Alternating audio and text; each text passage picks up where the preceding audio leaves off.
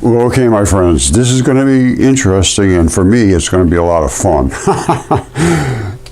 I was watching Yale University last night talking about how important it is to have the freedom and the ability to look at everything in a scientific way, not just a political way and not just a way to support your own ideas, but look at everything under a microscope for the truth, for the absolute truth, no matter where it leads. Now let's look into this. Who owns history? Who owns education? Who owns research? Who owns truth? Okay, so who does own history? Who owns history? Well, let's see what this is and if this changes your mind about history.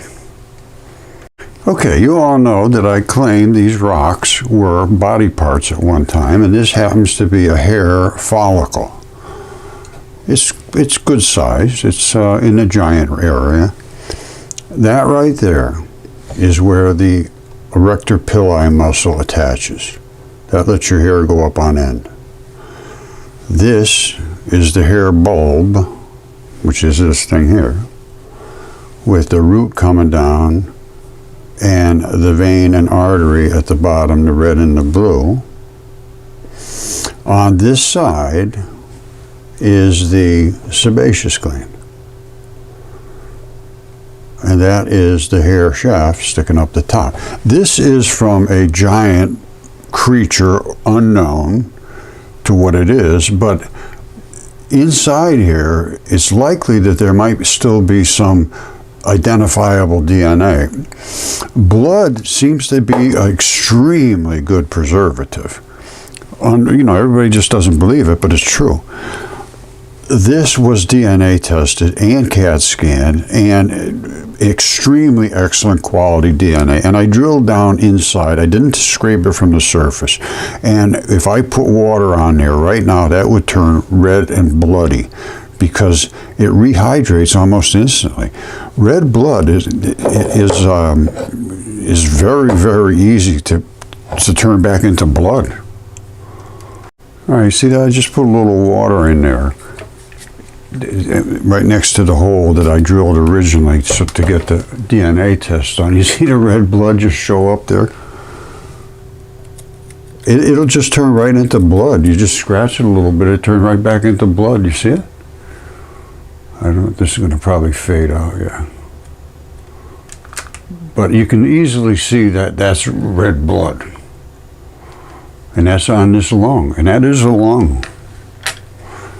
And this is the pleura, that coating on the lung. And that died in the Great Flood, as I say, all my stuff primarily did, and that's why it's so flat on the back. It died laying like this. The guy died like that. And because of the boiling hot, silicate-rich, salty waters from the impact of the fiery comet into our atmosphere, it boiled the oceans, and this guy boiled, and his heart was still underneath here. It was laying like this. And the heart was here. Everything just disassociates. All of the fleshy stuff just basically goes away. And the fascia protects the contents of all of the organs and bones. There's fascia around these bones. And they all turn to stone. And they can't believe it. No, that's impossible. And there's no such thing as giants. Yes, all of this stuff is true. And there are other species we don't know about. I call them no-toes. This is unbelievably, fabulously perfect. And it is not, it doesn't have bones in it like ours does. It has springs. And this is the tibia, which comes down a big bone and wraps around. There's two little edges that come over the edge, and then there's the other bone here that locks to this. We have a lot of different styles of these no-toes.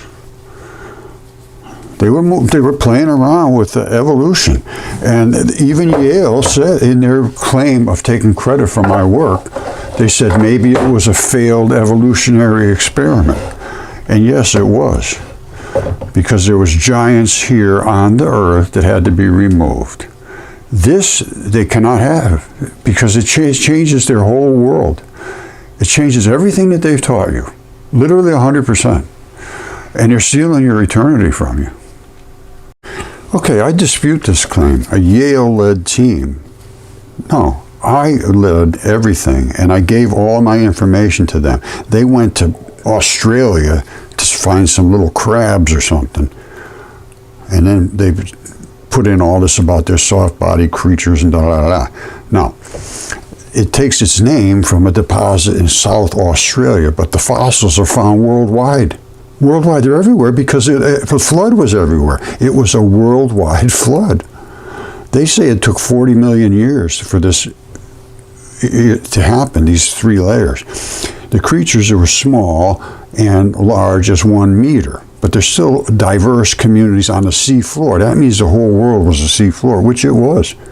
It was a great flood. Many of them are outright bizarre in appearance and do not resemble any organism alive, says Lydia Tarhan, who I always she won't respond either. This is disgraceful. She's a postdoctoral fellow at Yale, first author of the study. Would like to understand their relationship. Yes. Are these organisms some sort of failed evolutionary experiment? Yes. There are some creatures that survived, yes. A big part answers involving how these fossils were formed. I showed you, I know exactly how, and I've told you how, and you guys refuse. They say it's because of sand, it's because of mud. It says the animals were entirely soft-bodied. They lived before shells, teeth, bones, any of that stuff, which are typically the only parts of an organism to become fossilized. No, no, no. We can have meat, we can have fascia, we can have bones, we can have lungs, we can have geese, we can have new species, all denied by the people we put our trust in, Yale University. Okay, this is the Smithsonian Institution, the world's largest museum, education, and research complex. Are they competent? Do they know what they're doing? Are they funding and paying attention to what they're funding? All right, this was from 2016, after Derek Briggs and his crew basically took my research and posted it as theirs. I protested, and I sent to virtually everybody at Yale. And here's what I got back from Derek Briggs. Thank you for your email. I know you have received responses from my colleague Armand Morgan. He's never responded. Armand, I got to be kind of friends with him. Hey Armand, I have watched the video on your website, considered your results once again. DNA, CAT scans, all of the stuff. Unfortunately, remains my view, these are not fossils but rocks that are similar in appearance to various anatomical features, and include DNA and air CAT scan. Unfortunately, human DNA is everywhere, and any specimen has been handled will yield gene sequences. I drilled inside of it, and the bacteria, so forth. I am not an expert, boy, you're not kidding, on human anatomy or vertebrate paleontology. Listen to this. Listen to the arrogance. One strategy might be to find a geologist familiar with the rocks in your area who could comment on your specimens. Perhaps there's someone at the Connecticut Geological Society Survey. I wish you luck with your collecting and research. No, you don't. No, you don't, Derek. And this is, your day is up, it has come, my friend. I told you this was going to happen. And today is that day. Okay, this is all about restoring truth and sanity to history and to education in general. And it's getting a little pushy against academics because they have become an echo chamber. Okay, what is their job at Yale University and all of the other top universities? Our job is to search everywhere and anywhere for the truth, and then to convert it into narrative and convert it into stories that are compelling. Americans love history, and they want a history they can trust.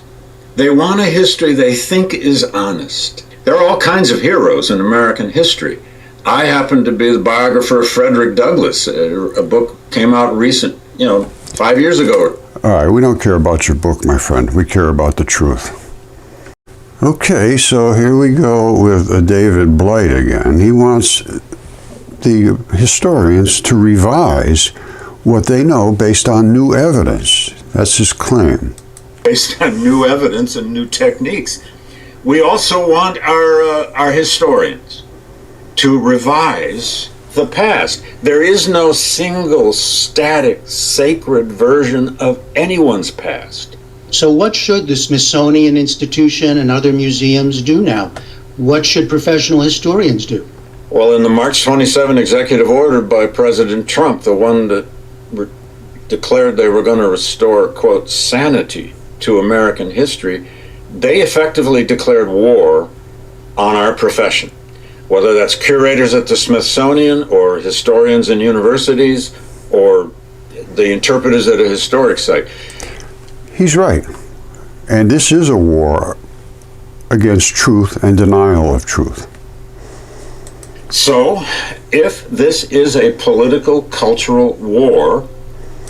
First of all, it's not a political, cultural war. In his side, maybe it is for Trump. For me, it's just a war to restore truth.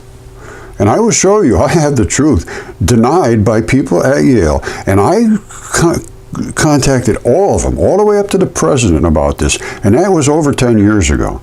So please, don't be a blight on history, Professor Blight. Upon how history is told and written and exhibited, then we have to, with our meager sources, fight back. We have to get out into the public. We have to probably get into right-wing media and make the case. We have to invite the authors of such executive orders to debate us. I don't care about executive orders. Debate me about the reality.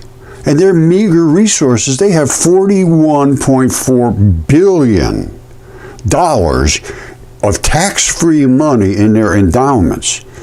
Now, for what they did to me, I want at least a minimum of $1 billion to start my school, which would be a school of truth. So, and the rest Trump should take and refund to the students. Because I think we can win those debates if they're done in some kind of fair environment. The past is full of surprises, it's full of triumph, but it's also full of a lot of tragedy. And if you don't learn that kind of history, it's always going to come back and hit you right between the eyes. Yes, it will, my friends. Right between the eyes.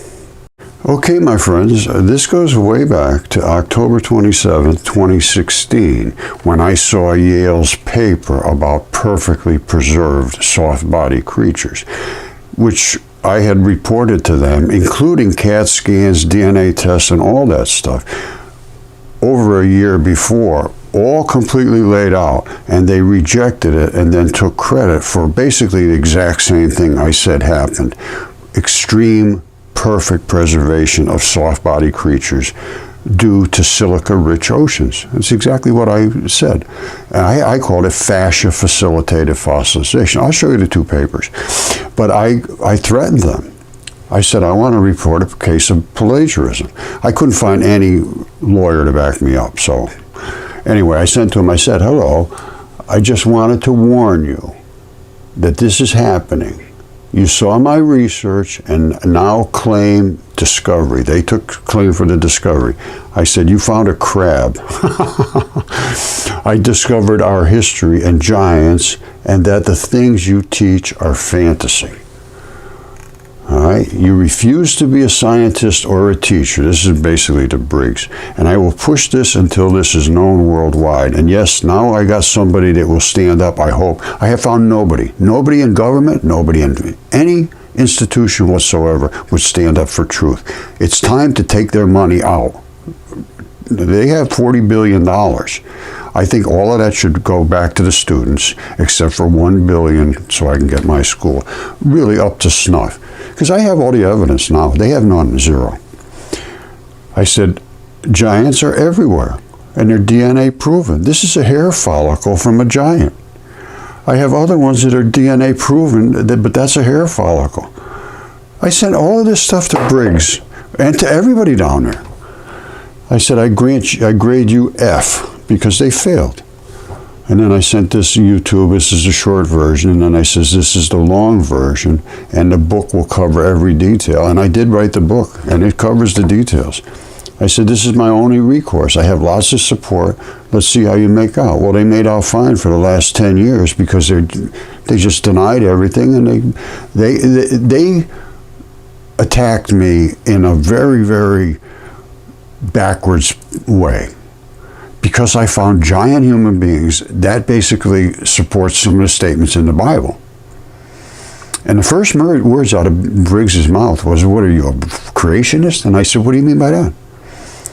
And he said, and then he just went on mumbling about something.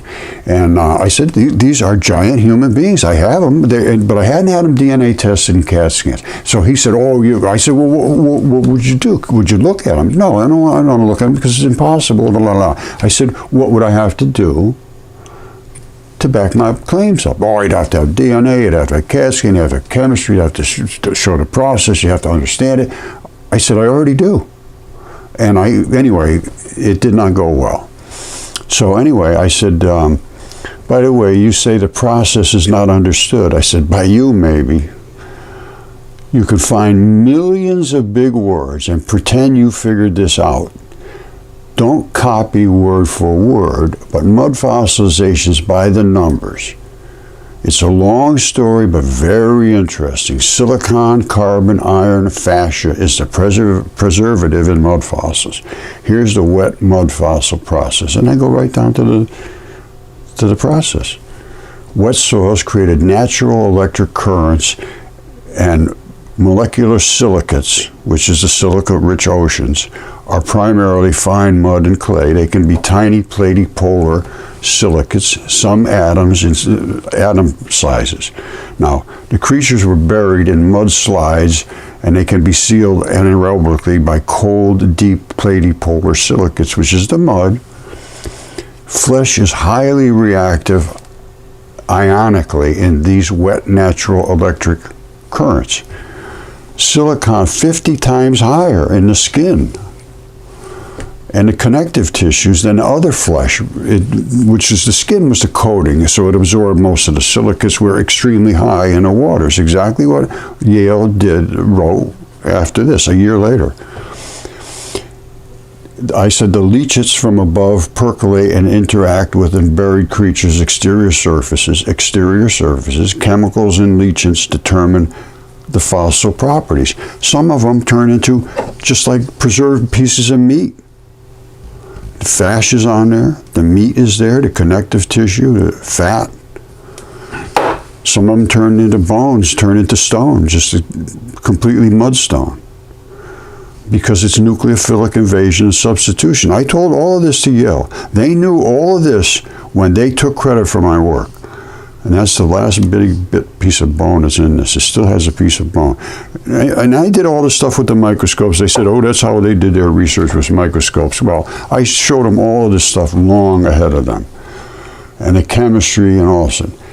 And I talked about opals and natural electroplating of the creature occurs as silicon in the skin bonds to the most stable and forms silicon dioxide, which is, and those go into the veins too. But primarily the outside surface is made of feldspar, which is aluminum silicates, because the fascia is phospholipid membranes, phosphorus. And during the process of boiling down, it decayed to aluminum silicates. All feldspar is based on aluminum silicates, and feldspar is the membranes and the skin that had boiled down from phosphorus. I knew all of this and presented all of that to them. And it goes on and on. The normal oxygenated decomposition bodies literally explode from the gases as they expand. Sometimes skin is degloved, the fluids are expelled from weak areas and but very little is expelled in mud fossils due to the compaction and the invasion. Up there, back here, I say about this SiO2 and 4 amorphous quartz and feldspars. That's what occurred. And I go on and on and on about the H2O and OH minus primary invaders and da da da da da. So I gave them everything they needed to know. And that was back in 2016. I protested and said, I have all of that process done. They said, well, I'll show you what they said in their paper. And don't forget, this is 2016. My paper is 2015. Okay, this is an interesting little segment. And Jeffrey Brown is making the statement that who owns history, and is it strictly owned by people like this guy Blight here at Yale? Let's see what he has to say and what Blight has to say. I'd argue that this is partly a question of who owns American history, and it's not exclusively the purview of professional historians like yourself, is it? It belongs to all of us, but professional historians play a role in doing research, assembling evidence and facts, and converting that into story. History ultimately belongs to everyone, but there are such things as trained authorities. And that can sound elitist, I suppose. Yes, it's extremely elitist because it's also not true. I have been working with academia for the last 12 years at least. And I will show you my experiences with them, and I'll show you evidence to support my experiences. And Yale, I was found, was the worst of the worst. So don't forget, these are emails. I got a lot of support for what I'm talking about. And Armand Morgan was the guy I pretty much dealt with, was his Briggs assistant. I told him, I said, Armand, by the time this is done, you guys are going to look like fools. And his last words to me was, we won't be the only ones. And I said, yeah, you're right about that, my friend. All right, this is from 2015, and this is about fascia and solvomorphism. And this is one of my papers. It's only 2 pages. And the abstract is, it's an explanation of how mud fossils are formed. How do they actually form? And what is the minerals and so forth. The collagens and kerogens are very protective if they're kept moist. That's the coatings, the skin, the fascia, the membranes. Silicon, carbon, iron, blood, percolation, and solvomorphism, which means solvents change, they morph the things. And fascia is the preservative in mud fossils. Fascia is an entrance in and out of everything that wraps your body, all your organs and everything. And your tissues are all wrapped with fascia. They let things come in and go out. When you're dead, if you're in the mud, red mud, it's just almost like being still in flesh. It doesn't even hardly know it's dead. The stuff comes in and goes back out. All right, here is a wet mud fossil process in 11 steps, and I show it over time. As a result, non-decomposition, deep earth forces and temperatures over long times create these mud fossil rock copies. And I don't even think it takes that long. The research was done in 2012 to present in Middletown, Connecticut by me, Roger Spur, contact, Collaborators are welcome, scientific analysis, peer review is requested, never happened. And that was fascia and solvomorphism. I have another one called fascia facilitated fossilization, which is basically the same thing. This gives you, I think, a little more detail about the nucleophilic substitution invasion. So everything is polarity, and primarily by all these transition models. These are the things that move things in your body. They have a metal core in an aqueous solution, meaning watery, and they hold on to these little pieces around that metal core because they have charges on them. They call those ligands. They go somewhere and it says, hey, I'd like to have that piece. No problem. Give me a couple of electrons, I'll be on my way. And then it goes. They carry them around using transition metals, and that's why they're so colorful. That's the transition metals. See, this is the other one I have up, fascia-facilitated fossilization. That's on academia.edu as well. Because they won't peer review and they will not let you publish unless you jump through the hoops they want you to jump through. This is not accepted. And here's the real reason, and I understand it, because if I'm right, there's no middle ground here. They're completely wrong about everything they've told you about our history, about geology, everything in our past, about God. Everything changes if I'm right, and I'm right. There's no question about that. All right, so you saw the 2-inch wide hair follicle. So they were big creatures. Now, this is a human fingertip. And that's the bone part, and then there's a little plate in there so that it doesn't scrub when you turn. And then this is what they look like. Now, there's tendons and so forth in here. You don't see any of that stuff. You're just seeing the bone. So let's go and see where the tendons are and how they attach and see if I have anything similar here. All right, let's just start with this. This is a left human hand, and it's been DNA tested, and parts have been CAT scanned. That is, if you lay your left hand back like this, that's this pad right here. Right there is the cleave in between this side and that side. This goes off to your thumb. This goes off to your little finger here. Lay it back and then take your hand and go back and forth like this, and you're going to feel you have that tendon right there. That's the tendon.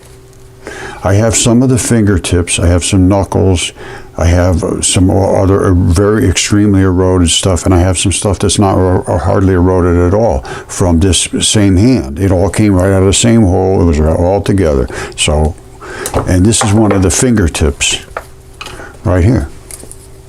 And I have this on there to keep this piece, because it broke off, which is this piece right here, right next to the bone. And I'll show you that in the CAT scan. And here are tendons. You don't see them, but you will see them in the CAT scan. And here is where the fingernail bed was. You won't see that, but you'll see it in the CAT scan. That circle right there is an apical tuft. Same as this one right here. And they sit right at the end of the fingertip, and all the tendons come down and they lock right into that ball, which is right below this. There's a whole batch of holes in here, and they sit right at the end of the fingertip. And this fingertip here, you see these little hooks? You say, Roger, what the hell is that doing there? What is that doing there? And I say, well, that is where the tendons lock in. And you say, can you prove that? And I say, well, yes, I can. Because here it is right here. That's where these things hook right in here. These are the longitudinal split tendons. They come down so you can pull your finger back and forth. All right, the bottom of the fingertip is just like the bottom of your fingertip. All right, it rocks up in the front. And that gnarly looking thing right there is right in up here. That's it. It sits right here. All right, so I think that's pretty clear what I just showed you.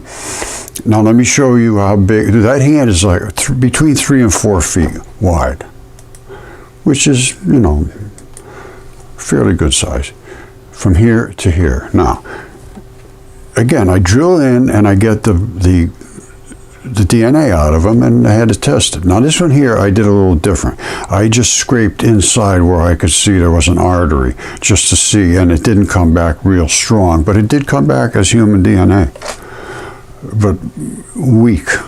The other ones I drilled right into the blood, and here's what I drilled into on the other ones. And they're just absolutely enormous.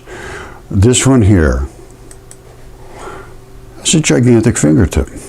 Gigantic. How many talking 3 feet long? 3 feet, the fingertip. This is the fingernail. All right, the fingernails, they have, you got layers of a fingernail. There's the layer is the top of the layer here, and it fell off one layer, that's all. Now, when I found it, it was complete and perfect, and it had fingerprints, and I could see the fingernail, and I said, holy smokes. And this is that little thing that bumps into the next finger so you can rock on there, and a vein and artery coming in here. So I smashed this piece off, and it popped off just like a scab, and I had it DNA tested, and it came back as excellent quality DNA, because I went down deep into the fingertip, and fingers are just saturated with blood. So, like I said, when I broke this off, it came off with the fingerprints. I remember that little pad in the back. Remember the fingernail coming right around, and it very, very nicely taken care of. It looks like somebody had some good, they took care of their fingernails. It wasn't a nasty looking thing. Now, here's what the fingerprints look like. Where is it? Where is your fingerprints? Here it is right here. That's the fingertip. Broke it right off here. There's the fingerprints. All right, well, I got a better shot of that. Hold on. I thought I did. Maybe I do not. Yeah, here it is. All right, there's the chunk. It came off just like a scab. On the other side of this, it's just like a scab came off, just like this. There's no blood in here. You can't get blood out of there. But down in here, phew, saturated with blood. These are the sweat pores. This one fingerprint ridge is the size of my finger, my thumb. And it was DNA tested, excellent quality DNA. All right, excellent quality DNA obtained from the 36-inch tip. That's that big, gigantic jobber, and the lung sample, which is this one that just turns into literally red blood. And the other one did too. Once you get down inside and you put a little water in amongst that red stuff that's in the vein, in the arteries, if they seal up correctly, they have to seal up. Sometimes the arteries just drain right off, and you end up with quartz. Well, let me show you something. Sometimes they just drain out. You see this? This is a fingertip. You see that black pattern there? Let's go back to the pictures. All right, you see this? That's that pattern right there. I don't know if you'll be able to see that or not, but it's there. That's probably the best you're going to see right there. That's the fingertip coming out. And it's actually, this pattern is the outside of the actual bone. But this is the distal phalanges. Now, here you have the artery and you have a vein. How do I know which is which? Because the vein clamps off. You see, that's a vein. And that was a vein. And they clamp right off. And the other side has the arteries. And they open right up. Arteries just open up, or they could fill with quartz, and there's a tip at the very end. So there's artery, artery, artery, artery. Vein still has a tube in it. They clamp off, clamped off, clamped off. Now you see that little notch there? Remember I showed you the notch in the other fingertip? Same thing, that's where the tendon locks in. So you can do this and that. This is extremely eroded, quite obviously. And I have the knuckle from this. And I get all kinds of stuff from this. It was all dug up in one big, well, not a big spot. It's actually kind of a small spot. But the hand came out, the fingers came out, the knuckles came out, some bones came out. I mean, it's just crazy, but it's true. And DNA tested and CAT scanned. All right, this is Yale's paper from 2016, November, announcing they have discovered exceptional preservation soft-bodied creatures promoted by silica-rich oceans. Now, this is the same guy I gave all my work to, all these people. And I said to him, I said, this is basically plagiarism of my work. Now, let's see what they do claim, because this is just a little clip that says, we figured all this stuff out, and here we are, we're so smart, that type of thing. Now, this was my work. It's basically my work. And this is 2016. And it's about the preservation of soft body, exceptional, which is exceptional, yes. And this wasn't just soft body. They say there was no shells, no bones, no teeth, no nothing, no geese, like my buddy here, Caesar. There's his feathers. All the collagens preserved. Basically, even the feathers are like fascia. You see the feather pattern? And here's his neck is there. Its neck is here. You can see it. It just turned to stone. Nucleophilic substitution, invasion. I know the stuff inside and out, and Yale does not. And this was their paper, taken from my paper, which I said all my stuff to Derek Briggs, all of them. And they know about this for years. And he denied it and put me off and put me off. And guess what happened? NASA paid them. And guess why? Because I told NASA about Mars having biology on Mars, which it does. You see this? This is why they took my work and distorted it, that's devious. They say cementing a theory about the sea creatures of this particular era, they named it. Earth's earliest community of complex sea creatures lived in a warm, slimy petri dish.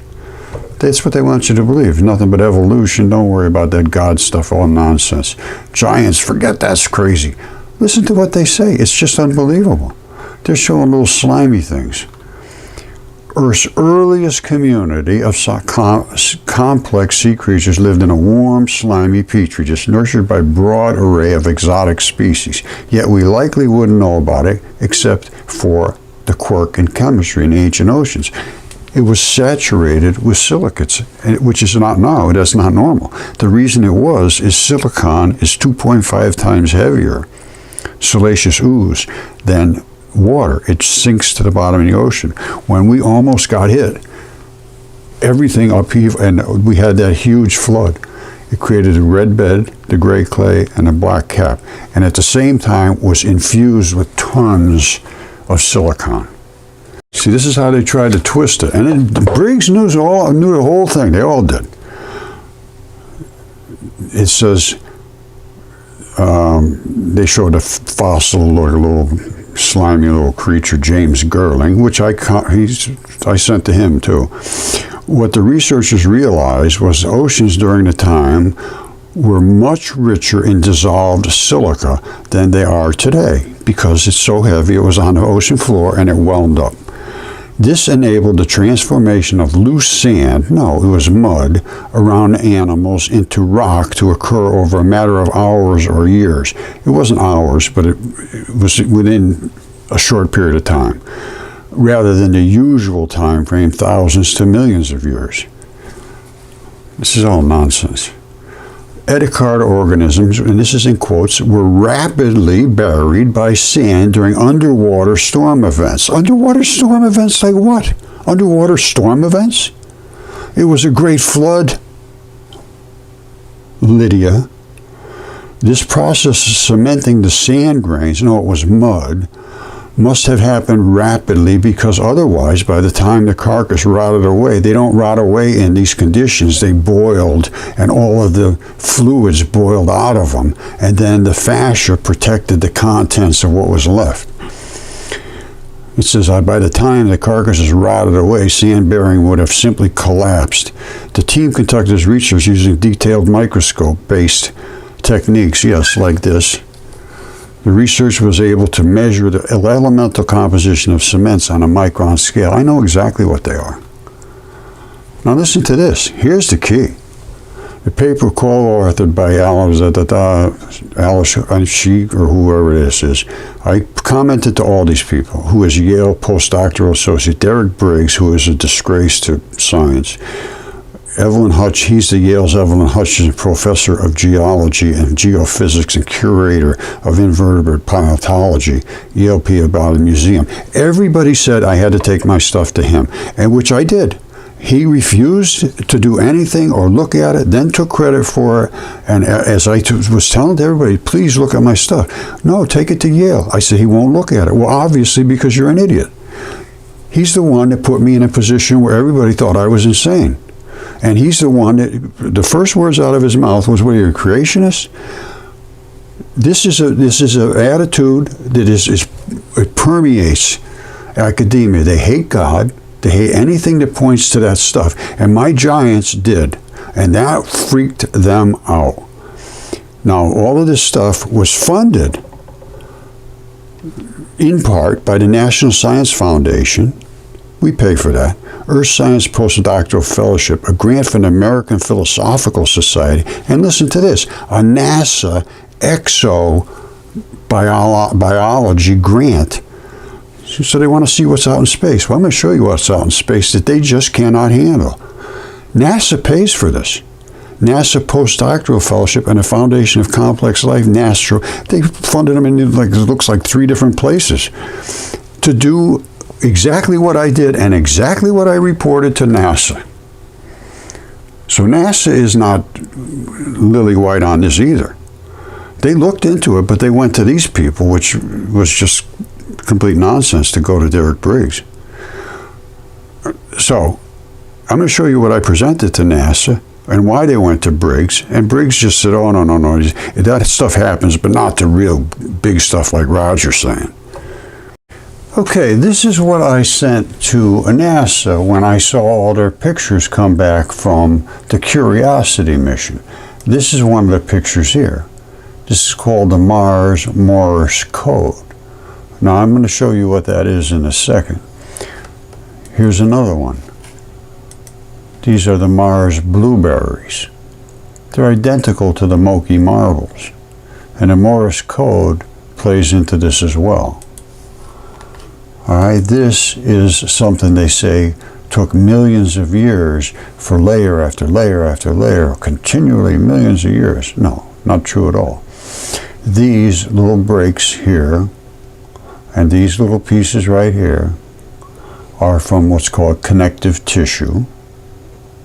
And inside of that connective tissue, there were what's called muscle sarcomeres that contract because that is muscle. Let me show you what muscle looks like. Now, this is on Mars, and there is no erosion whatsoever. There's no water ever touched here. There's no question whatsoever. This is Mars. This is not on Earth. And this is back from NASA. This is the image from NASA showing this from the Curiosity mission. I followed that as close as anybody on Earth. I looked at all their pictures, and they had no explanations, and I had every explanation, like the Moki marbles. All right? Those are exactly like these right here, which are, I'm sorry, the Mars blueberries are the same as the Moki marbles. These are in Utah, Arizona, all of that area. These are the same as those. He said, oh, no, Roger, those are stromatolites. I said, no, they're not.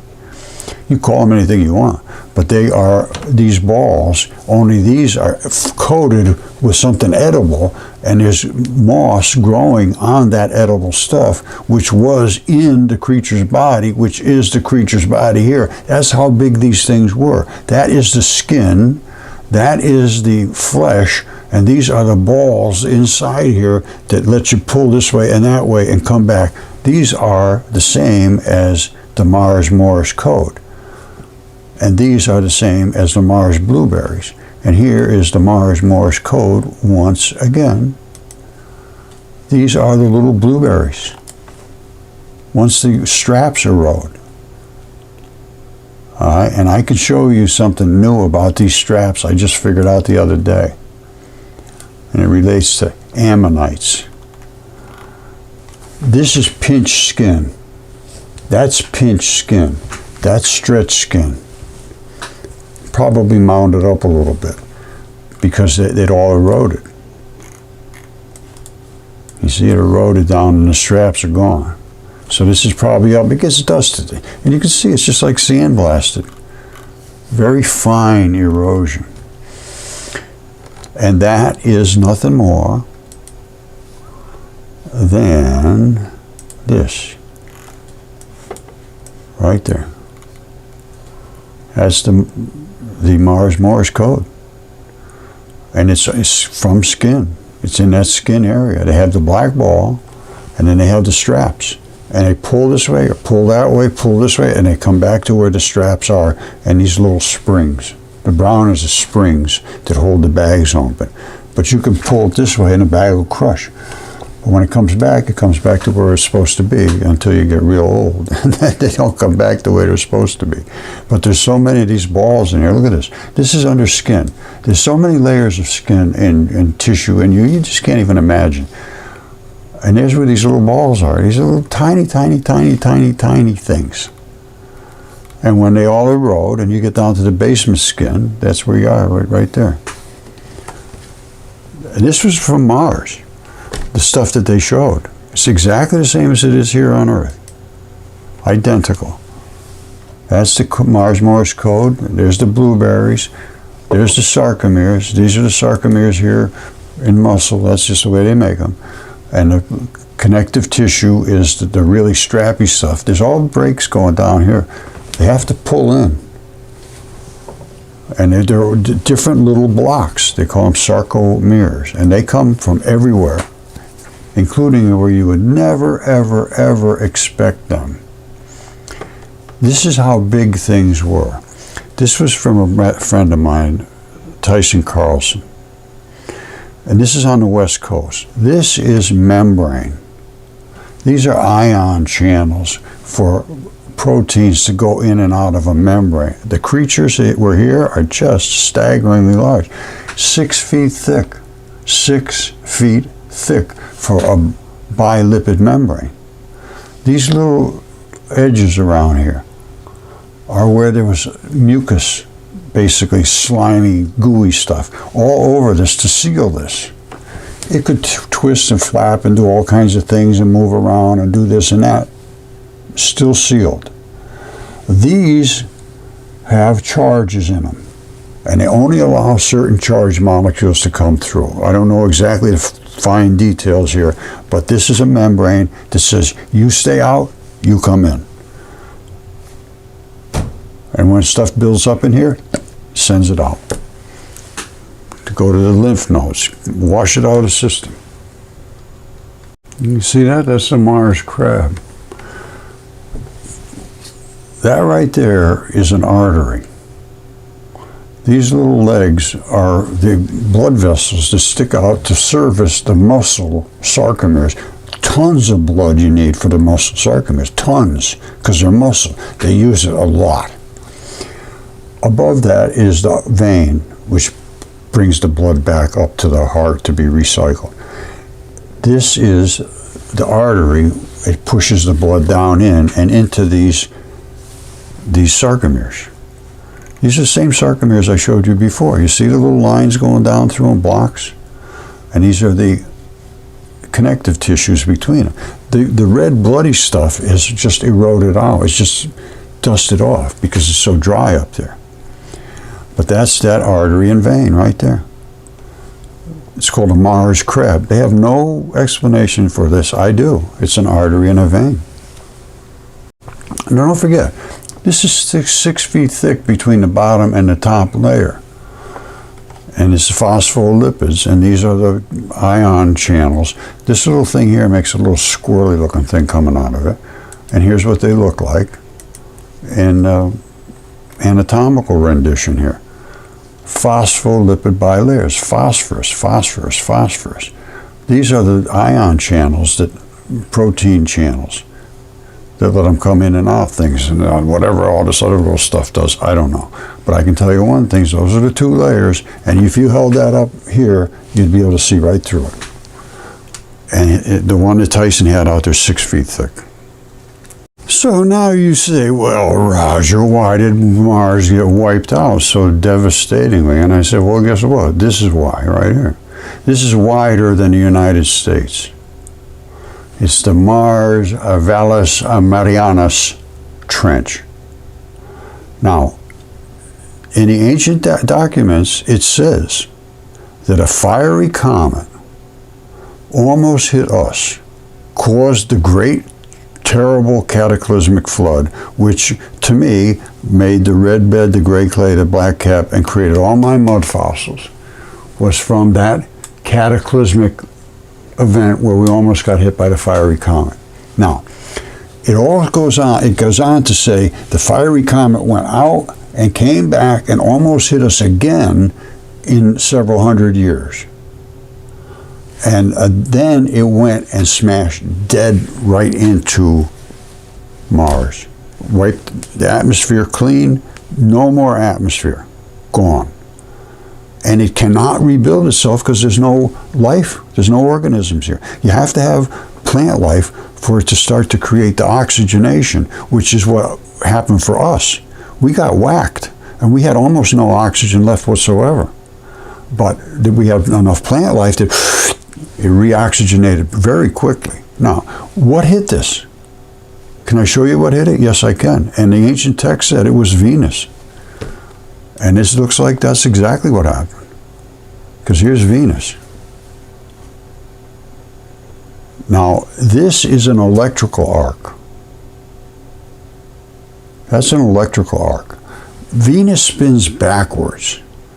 And according to dipole electron flood theory, it may want to have absorbed all of Mars's magnetic field, because Mars has no magnetic field anymore whatsoever. This is a welding scar. I would expect Mars to be over here, to have this impact, basically, and discharge like a capacitor. And it created all that welding, and it lost all its magnetic field, and at the same time, all of its atmosphere was stripped off, and now it's the dead red planet. Dead and red, baby. All right, you see everything here is red. Just red dust off. There's no more growth here, and there's no more magnetic field. It did have a magnetic field. They know this because of the polarity in the rocks and so forth. I believe, well, I know for a fact that there had to be this red-blooded creatures have to use oxygen. Case closed. They were up there with red-blooded creatures, just like here, and it's gone now, and there's no more oxygen. Here, the oxygen levels came back pretty quick, according to what they claim.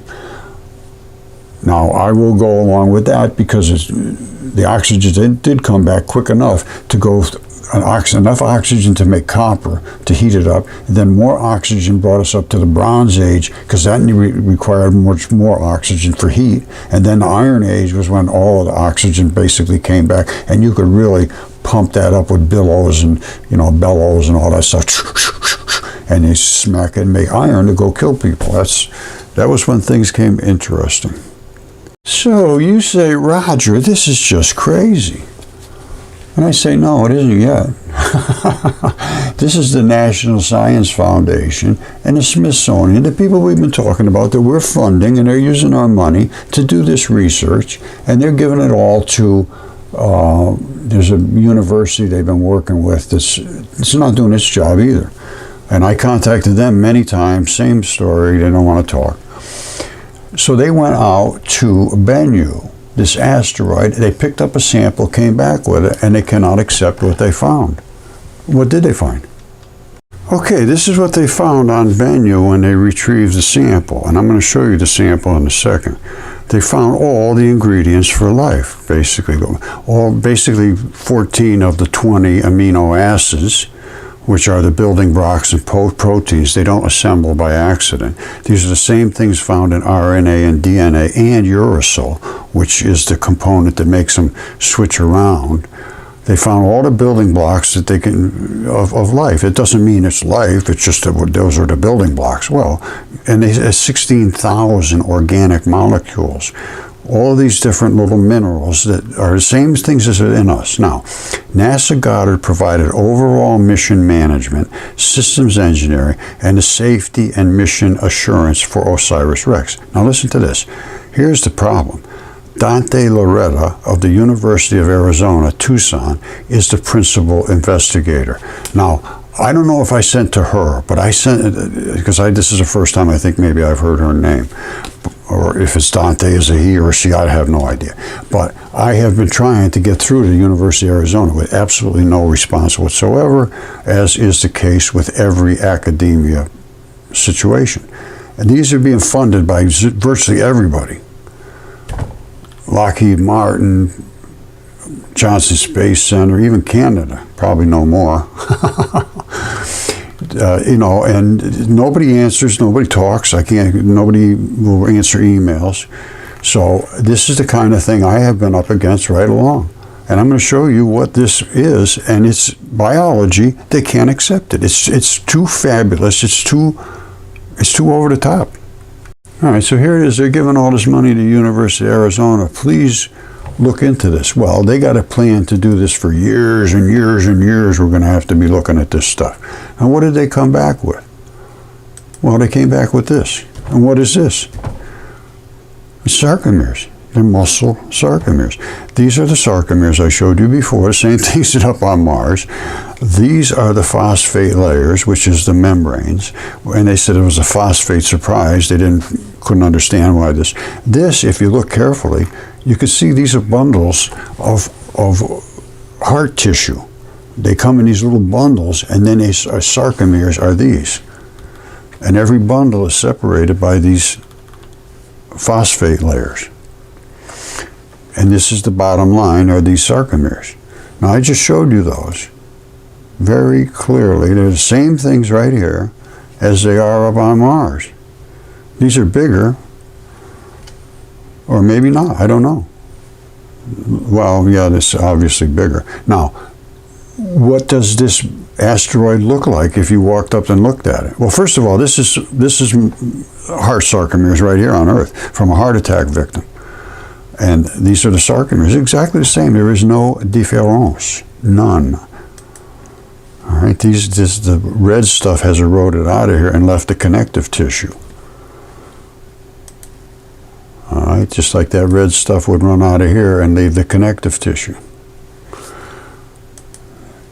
Now, sarcomeres, sarcomeres, sarcomeres. That's what they came back with. So, if it came back with muscle sarcomeres from a heart, you would expect the asteroid to look like a heart. Well, guess what? It does. You say, oh no, Roger, that's just a rock. No, it isn't. Pay attention. You see this circle here? Follow me closely, take your time. That's a valve. Blood can come this way, but not go back. This is also a valve. And this is also a valve, I believe is the aorta, the big one. Now they landed on here and went deep inside, grabbed a piece of the muscle and came back with it. Now let me show you another one. This is Bennu. This is the one they just came back with. And I knew what it was before they even came back with it. I did a video a month or two before they came back with it, and I said, here's what you're going to find. And it's exactly what they did find. Identical to what they found. Now, here's Psyche. Where did it go? Look at this. That's another heart. This is what a heart looks like. When you take the plumbing off the top, and they just snap right off because there's a band in between here. There's black and red blood, and they just snap, iron banding. And even the autopsies guys tell me the same thing. They find them with like this, it just snaps right off the top. So now you're down into these valves. Right here, that's it. And here it is right there. That one there is Psyche. And they're saying, oh, there's going to be hundreds of millions of dollars, billions and trillions, quadrillions of dollars worth of minerals there. Yeah, you know how big this is? 140 miles across. 140. This is a tube sticking out of here. These are not craters. And these are valves. All right, and that's what a heart looks like. And it's made out of blood, which is basically made out of metal. Blood is virtually almost all metals. Okay, so you say, well, what about all other things in space? Are they body parts? Yes, they are. This is a hip joint. This is from 2015. The reason these things are gassing off is because it's being cooked by the sun hitting it. Comets have a tail. It's not just dust. It's blowing out blood. And this astronauts say they smell like steak when they come in from a steak walk, spacewalk. This is what it looks like. That's a hip joint. That's a hip joint, and it's gassing off hydrocarbons. This is exactly what it's gassing off right here. See this ferrous oxides? Those are different states of blood, hydrocarbons, tissues. And they said it was all organic. I followed that thing very, very closely. And it's a hip joint. It's just like this, see? They break off. This one broke off like here. See? Sometimes they break off here, sometimes here. This one broke off right out here. And it's a very, very, very, very large hip joint. This is the artery that was that big one shooting out the gases. 40 meters. All right, 40, 40, 40, 40. This is about 500 feet wide. This is an artery. See that? That's a ligament attachment. One ball would go into like this socket here, like this one here. You see all these little dimple looking things? That would hold in there and lock in there, and then the other ball would come over to another bone, and they could move like this. That's the joiner. I don't know what they call it. It's out there somewhere. Kuiper belt ligament enthesis. You see that? Avi Loeb went to Congress or the Senate or somewhere and showed this picture saying this could be an alien spaceship. It's a finger. That's the joint right there of the finger. Right there. This is where the tendons, they lock in right at the joint on both sides. That's the grip skin I showed you before. See that peeling off grip skin? That's well, I showed it to you. It's the apical tufts. It's right here. It holds all the little tendons. Right there. This is a ligament comes down. It's a tendon strap that comes down. And then that's the fold right here. Then it starts up again. It comes down to the knuckle, which is right there. Vein, artery, tendon, tendon. It's like this, and that's the knuckle right there.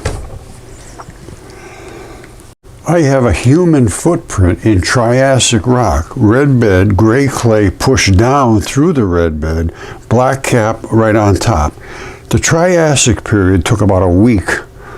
This was from the Great Flood. It didn't happen layer after layer after layer. 50 million years? No. Now, this was Avi Loeb making a big deal about this. I said, this is what it is. And I showed this to an autopsy guy, and he said, it's a finger. There's no question about it. It's a finger. And these are where all the little balls from this tendon strap come down. They anchor right here. Same thing from here coming up, they anchor here. Okay, so my friends, as you see, we got all kinds of problems with academia, Yale in specifically. And there's something called fiduciary obligations. And normally it applies to somebody that's handling your money. But you are under their control. You have absolutely nothing to say. You do what they tell you to say. They are your fiduciary working in your best interests so that you can be more successful. They did not work in your best interest. They worked in their best interest to keep you suppressed and dumbed down so that you didn't realize about God and about our ancient past and about history and possibly eternity. I have no idea where this is going to all end, but I don't think it ends here. I don't think it ends when you leave your mortal body. They would laugh at and call you an idiot. That you're just nothing but scum that came from some scumball and turned into a human being.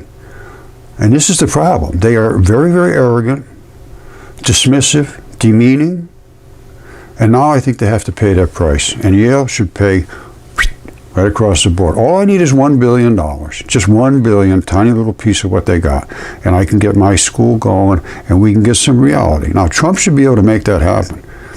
He should be able to take all the rest of their money. They don't deserve it. They do not deserve it. Yale flagrantly denied reality, took credit for it, and just edging into it slowly. There's no more geology at Yale. They changed the name to Planetary Sciences. They put a big picture of a mudfossil in front of it. They know what's going on. They just can't put their foot into that arena because it literally destroys them. And they should be destroyed for what they have done to the kids. They put them in debt. They should take all that $40 billion, give me one, give the rest back to the kids. Pay their loans. Okay, this is Sarah Sportman. I contacted her and I said I would like to have her take a look at my Triassic era human footprint. And here's her response. I sent her all the information, and she's just another one. She's working for the state. This is not right. I want Trump to come in on this. This is just a disaster in this education system, absolute disaster. You see this? I spoke with her, and I sent her this 4 days ago, and she was nice on the phone. I said, boy, this is going to work out okay.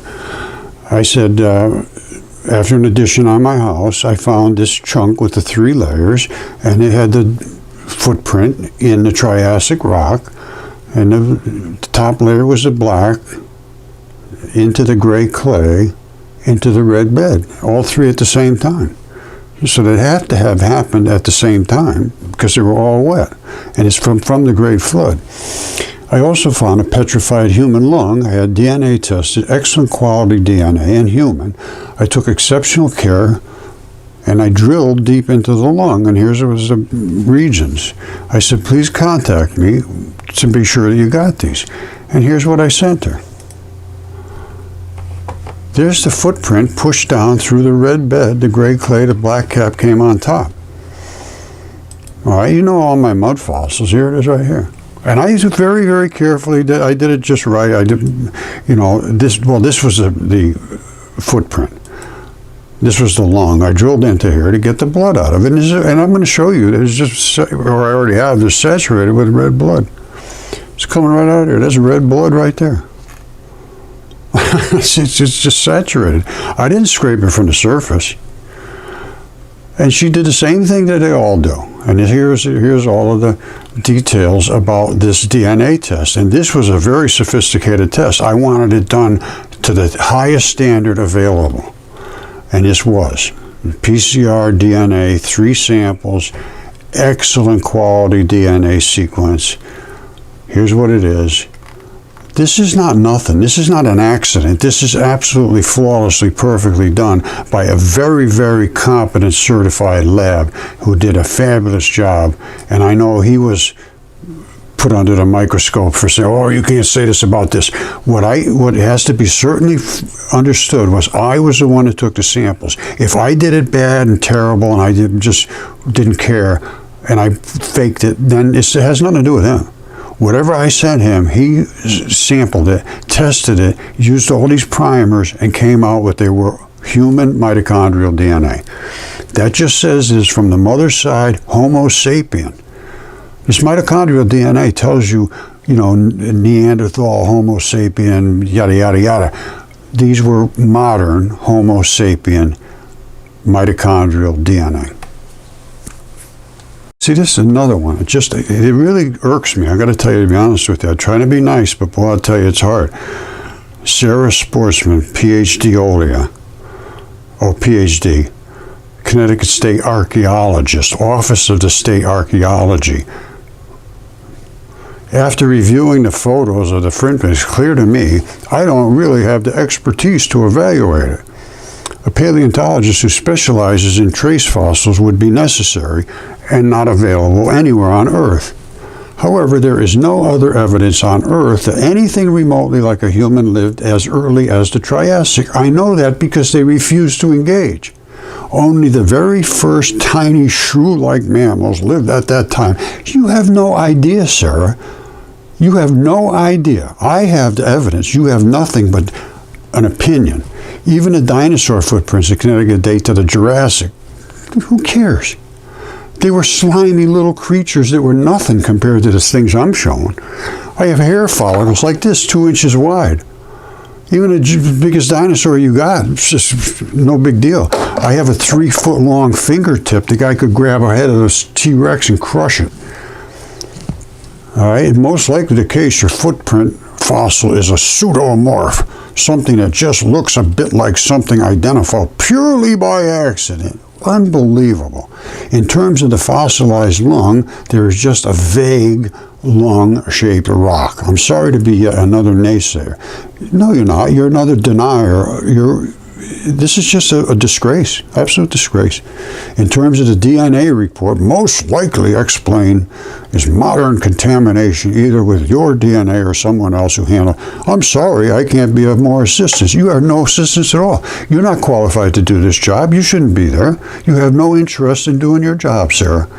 I gave you the opportunity, and you blew it. See, this is why they can't explain it, but I just explained it because we almost got hit. Salacious ooze is denser than water, sink to the seafloor. And then it came up with all of this mixing, just like it took a whip and whipped it around in a bowl. All right, I've had my go-arounds with Yale, Harvard, all of them, all of them. Johns Hopkins, all of them. They say that there was evidence of a massive asteroid impact 3.26 billion years ago caused Earth's oceans to boil. Exactly what I said. They have no idea about the timelines and all that business. And they're saying, oh, maybe that brought life to Earth. Scientific insights. Well, I can tell you what. There was a boiling event, and it was when Venus, which was considered a fiery comet at that time, impacted our atmosphere and caused the salacious ooze and all the things I showed and will be showing. Okay, my friends, I'm going to leave it at that. It's 100% conclusive. Anybody can come up with a debate about this, just like that Blight guy from Yale said, oh, we need to debate them. We got to go and debate them and show them we're right and they're just idiots. Let's debate. Let's debate, Professor Blight. I'd love to. All right, I love you all. Thank you. Let's get some reality in our life and get some accountability from these people that have done what they have done.